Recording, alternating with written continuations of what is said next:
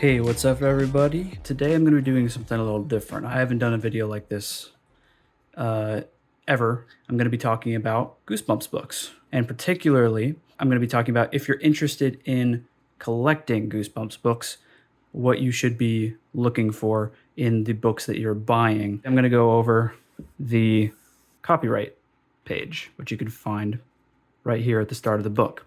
There are some other things about the Goosebumps books, which are telltale signs of an authentic first printing copy, which is probably what most of you are here to see talked about, since that's what most people are collecting nowadays. Starting with this is I Live in Your Basement. This is a pretty rare book. Not rare in the sense that there's not that many. There's plenty of these to go around, but they're pretty hard to come by for a cheap price.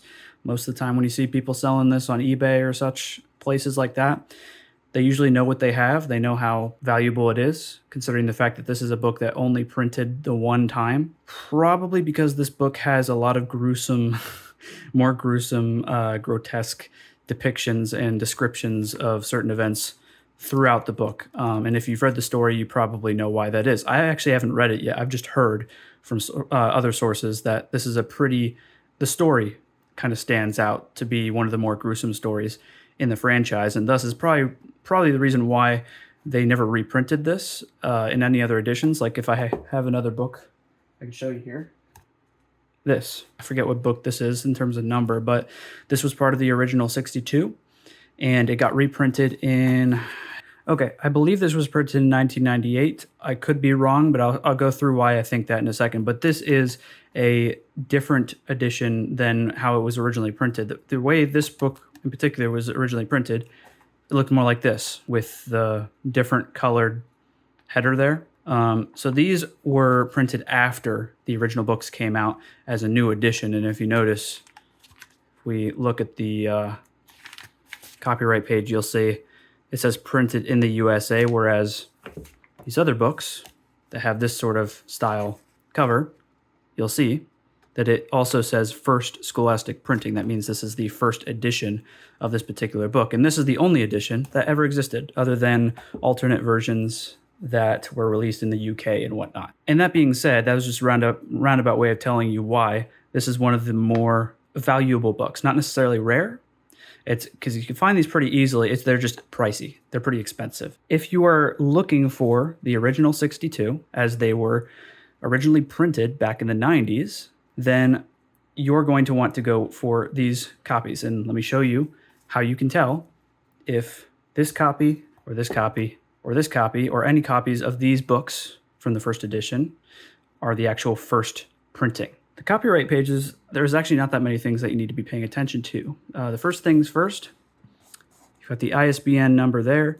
Not that important, but it's important to know where that is. And sometimes you'll see some of the Goosebumps books will have the ISBN number on the side here, along with the price. They don't do that for any books, I believe, after the 37th or 38th title. You've got the copyright information, copyright 1997 by Parachute.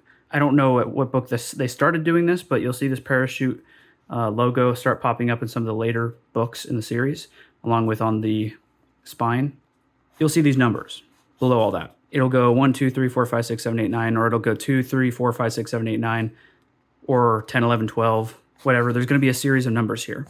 What you need to be paying attention to if you're looking for a first printing, this first, or rather last number in this list. So 1 is the last number in this list, which means that this is a first printing, not just the first edition, because these are all first editions. Doesn't matter what they say.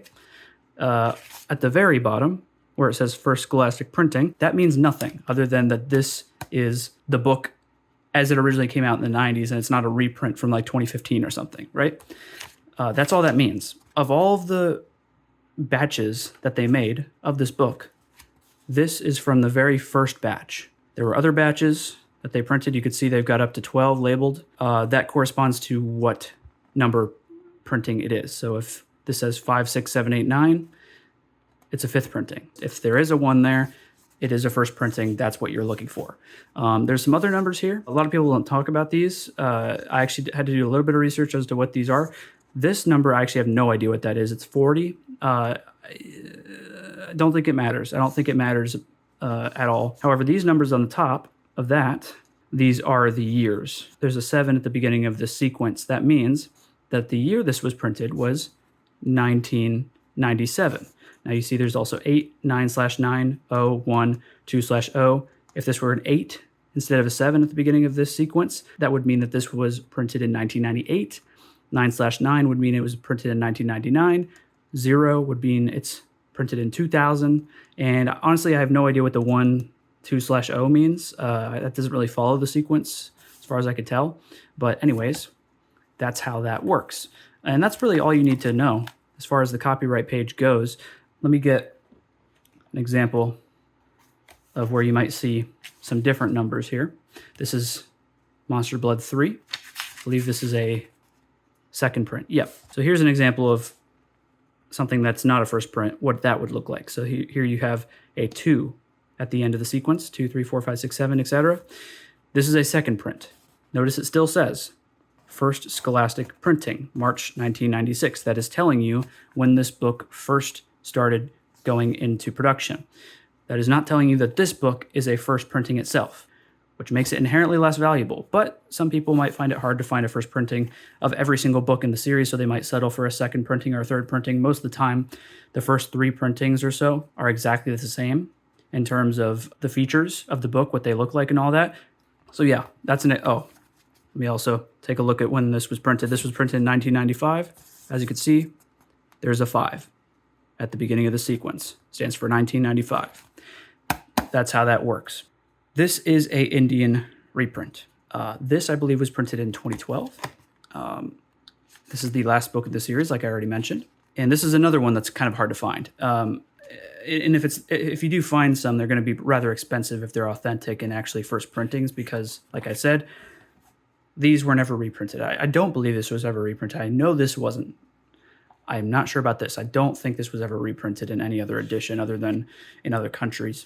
On the copyright page for this is a lot different. You can see you've got the ISBN there. You got the copyright information, 1997. This came out right after this, so it came out in the same year. This edition is for sale in the Indian subcontinent only. It says First Scholastic Printing. Like I said, that means absolutely nothing. This is the first edition. It's meant to look like the first edition, which is why it says that. And then it says reprinted by Scholastic India, September 2009, January, August 2010, and so on, until we get to January 2012, which I believe is when this book was printed. Printed at this place, yeah, in Delhi. There's another clue. Also on the back, you'll find that if you have an Indian reprint, or if you're looking to buy something that you don't know if it's authentic or not, see if they have a picture of the back. If it says www.scholastic.co.in, stands for India on the back, you know it's an Indian reprint. And also there's no price here, which I actually don't know how much that matters. There might be some authentic copies that don't have the price. There's plenty of signs that this is not an original printing. One of which being, which is very obvious, most Indian reprints have this little crease that goes all the way along the spine like that on the cover. It's very obvious when you notice it. And now that you know it's there, if you see any copies on eBay or whatever of books that you're wondering if they're authentic or not, if you see this crease, they're not. They are not. No Goosebumps books originally from the 90s, an original copy printing from the 90s, are going to have this nice, neat crease here.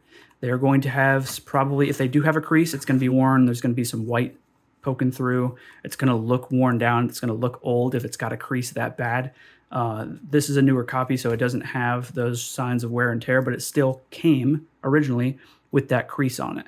And you'll see that a lot in photos of listings on eBay if they are those reprints. This, you can see, despite how old it is, does not have any creases. A few other differences with the cover are, you notice the title is embossed. You can see the actual letters are raised up. And then you also notice, if you look really closely, there are actual goosebumps, like actual specks from the letters as well. So there's like 2 levels. There's 2 levels of embossment. If you run your fingers over it, you can tell there's some bump there. With this copy, it's not as good quality. The colors are off. And, you know, it doesn't look exactly the same. But also, you can see, while the letters are raised on the title of this book, there are no goosebumps. There are no specks. Yeah, so if you see a copy that looks like, or if you find one in the wild, you're not sure if it's an original printing.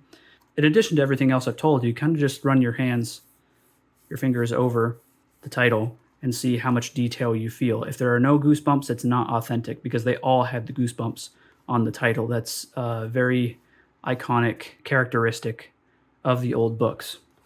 Just one more time for reference. You could see a lot more detail there.